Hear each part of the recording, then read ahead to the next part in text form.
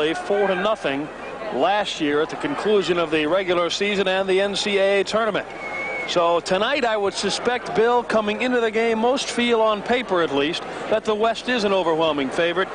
But you don't get that feeling, I think, when you talk to some of the players from the East, when you talk to Tom Martin, the head coach at West Virginia Wesleyan, who is also handling the East squad. They get the feeling they'll be in the game all the way. He really thinks so, Kevin, and he has a couple things planned for his squad to combat the domination by the West. The West is awfully powerful. I mentioned at the very beginning of our telecast that they're so strong all the way up the field. I meant by that from Sean Burke and the keeper, Otorobio, the center back, hard defender, Albert Adati, Nathaniel Ogadegbe at midfield.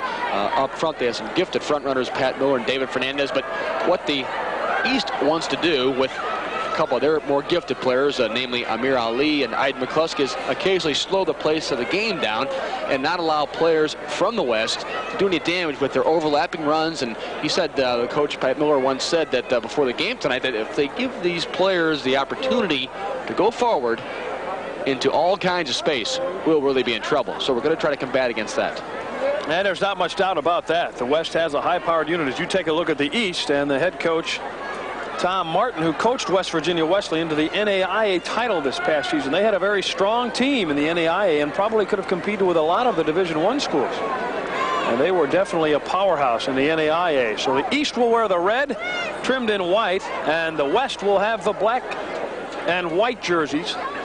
And in goal for the West, starting things out, will be Eric Koch from Santa Clara University. And you will see a little bit later on the work of Sean Burke, who will be the backup goalkeeper tonight, but not necessarily the backup in normal terms. He will play a good half of the game, and that is Sean Burke, 6'6" out of Akron. But Koch will start it out of Santa Clara University.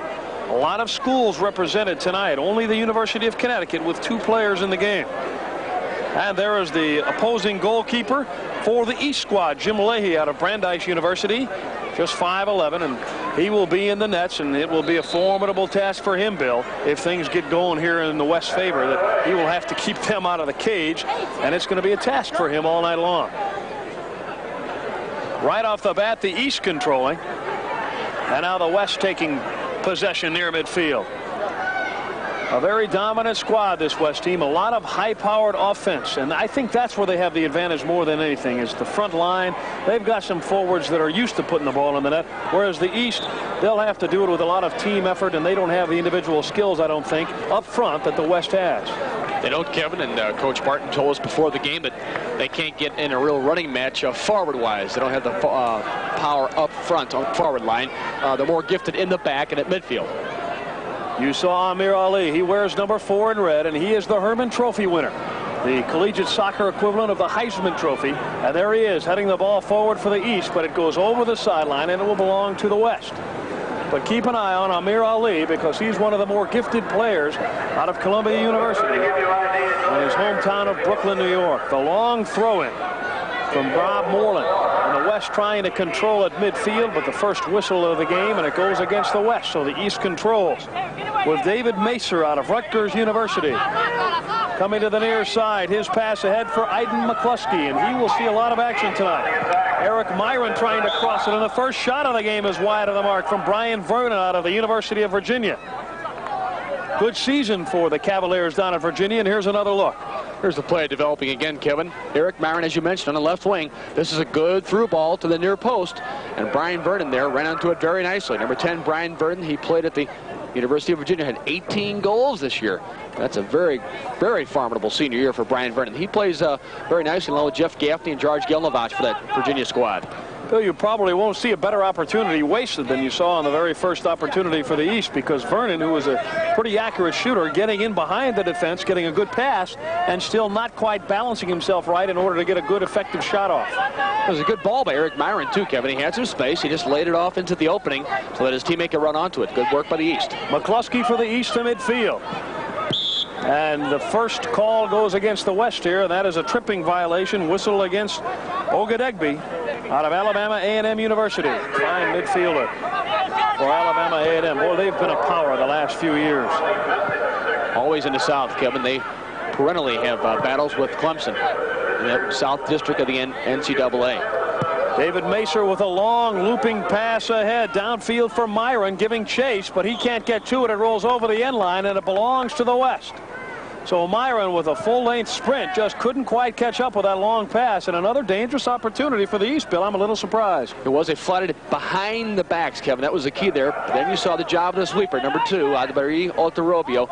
He came back and immediately swept up the play. That's the definition of a sweeper. Anything that gets through the last line of defense, you come back and either play it back to your keeper or receive it and start the defense again.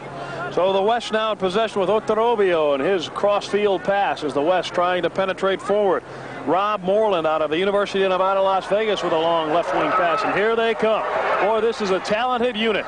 Fernandez trying to chip it in for DiBernardo, but he passed it behind him, and it will belong to the East.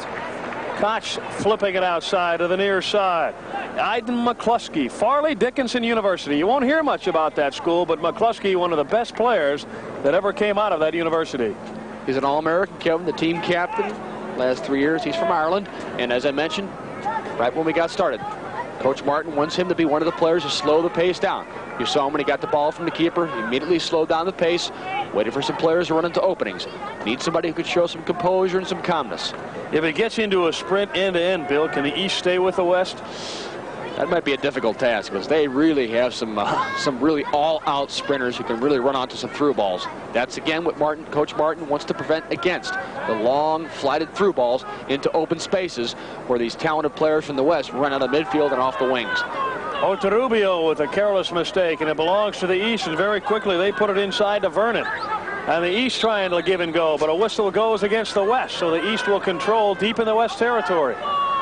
And from the opening whistle, the East has had the better of the play, and that was not expected by most observers taking a look at both rosters coming into tonight's action. Ali will be the trigger man for the East, or so it appears. We'll wait and see. He wears number 4 in the red, the Herman Trophy winner.